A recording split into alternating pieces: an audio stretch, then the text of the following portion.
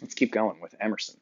I'm looking at this now and I'm realizing, like, oh man, you guys are so well prepared for this departmental final. Some semesters, the essays come out and I'm like, oh shit, my students are going to have trouble with this. You guys are in a special position because Plato, first of all, let me just say this. Ralph Waldo Emerson was a 19th century American essay writer, and he's one of the most important American writers ever. You may have bumped into him in high school. He's a big fucking deal. He's pretty amazing. Emerson loved Plato. He fucking loved Plato. At one point, actually, Emerson said, he wrote a book called Representative Men. It's a little sexist, but he wrote a book called Representative Men where he felt he wanted to talk about like the six most important people in the world to like represent humanity. One of them was my favorite writer, Shakespeare. Another one was one of my favorite writers, a guy named Montaigne. Another one was Plato. And I don't remember the other three. So Emerson's really prepared you well for Plato. A lot of what Emerson's going to be talking about. Remember that part where Socrates says to Phaedrus that he doesn't care about mythology because all of that stuff isn't really any of his business. That he doesn't want to, should he find out what happened to some? Remember they have that discussion about the cliff and the god of the wind maybe came and stole some girl off the cliff, and Phaedrus says, "You think that's true, or do you think she just fell and people made up a story?" And Socrates says, doesn't really have anything to do with me. He says, my job is to know myself. And it would be foolish of me to try to find out about things outside myself when I don't know what's going on in here, right? I got to learn about myself. And by the way, take a look at the Emerson quote. It's the same kind of idea. Remember the epigraph at the top that's in Latin? Oh, come on, focus. All right, the phone's giving me a hard time, but it's right there. Come on. Yeah, there we go. There's the Latin. And then at the bottom, do not seek outside yourself. Socrates says that too. He doesn't seek outside himself. He says the answers are in here, and all we have to do is just talk. And if we talk, the things in here will come out. That's self-knowledge. He has to learn what's going on in here. So Emerson's saying something very similar. I'm going to spend a little bit of time with this epigraph here, this other quote. Man is his own star, right? So just like the earth revolves around the sun, you don't need to revolve around some other person. You're not just a son or a daughter or a wife or a husband or a child, right? Because all those positions involve rotating around someone else, right?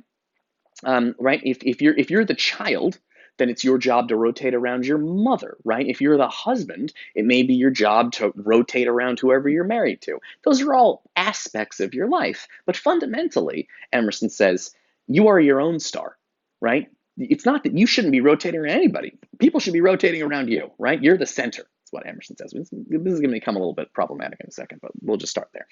So he says, man is his own star. You don't need to rotate around other people. You're at the center. And the soul of man and the soul that can render an honest and perfect man commands all light, all influence, all fate.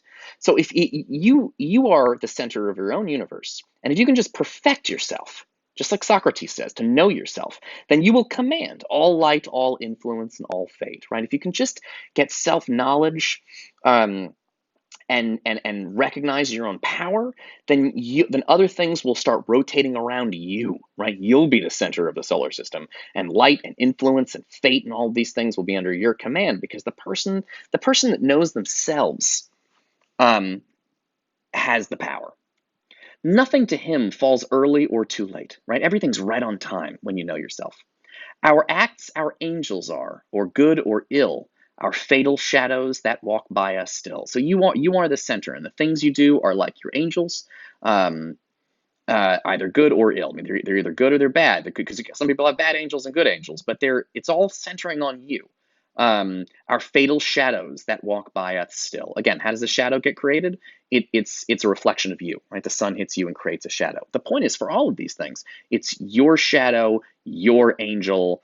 Nothing's too early or too late. Everything's all on time, because if you are the center, and if you know yourself and perfect yourself, then all of these things will follow you, instead of what you often feel like, which is that you're being influenced or your fate is not in your control. Emerson says that's not quite right. This essay is called Self-Reliance, which just means that you don't need to rely on other people to do things for you. You can do it yourself. It is one of the central documents in American culture.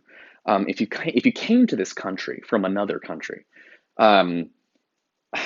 Americans, maybe they, and it's not like a lot of Americans are reading like a ton of philosophy. Emerson's a philosopher from like 100 years ago, more than that.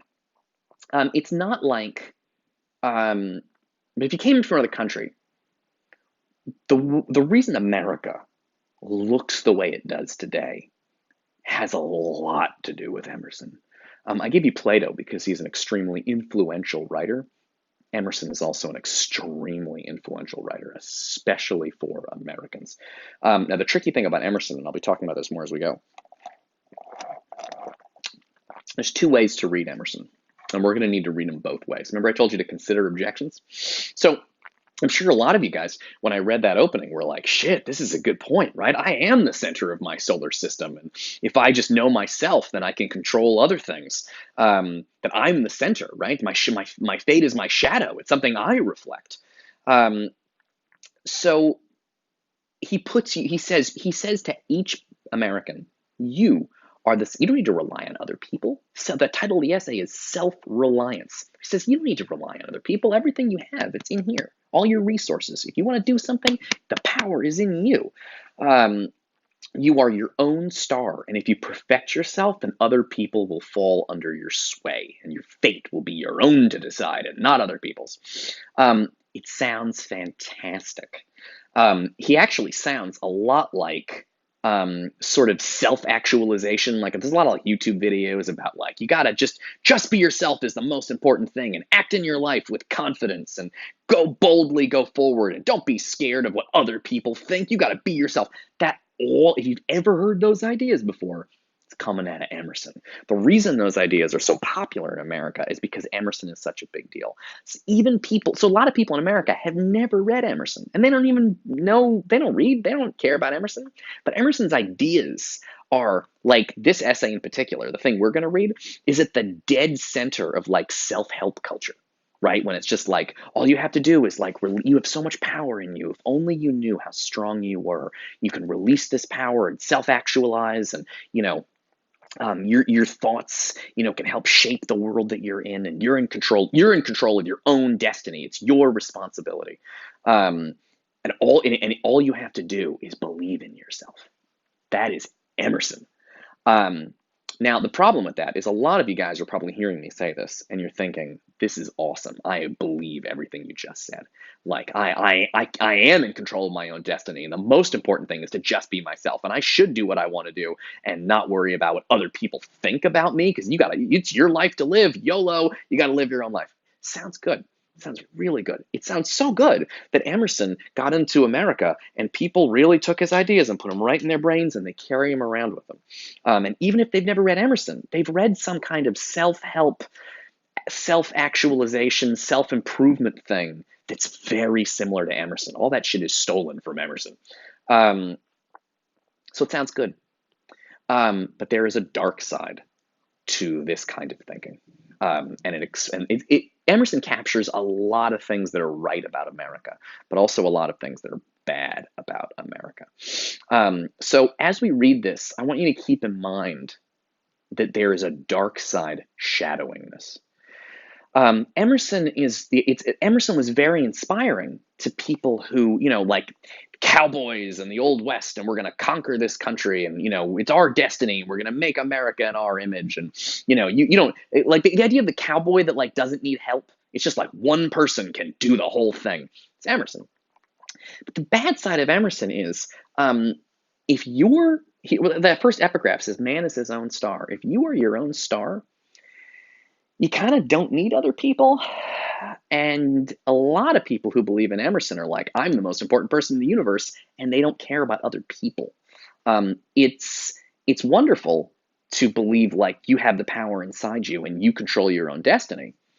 But that's bad if it comes at the cost of ignoring other human beings, which is when a lot of Americans don't care about their fellow Americans. Why are Americans so selfish? Because Emerson's a big reason why. It says it right here. Man is his own star. If you are the center of the solar system, then of course you're very selfish. And selfishness, again, is one of those things that can be good or bad depending on how you use it, right? So there's a dark side to Emerson, and we'll talk about it more in the next video.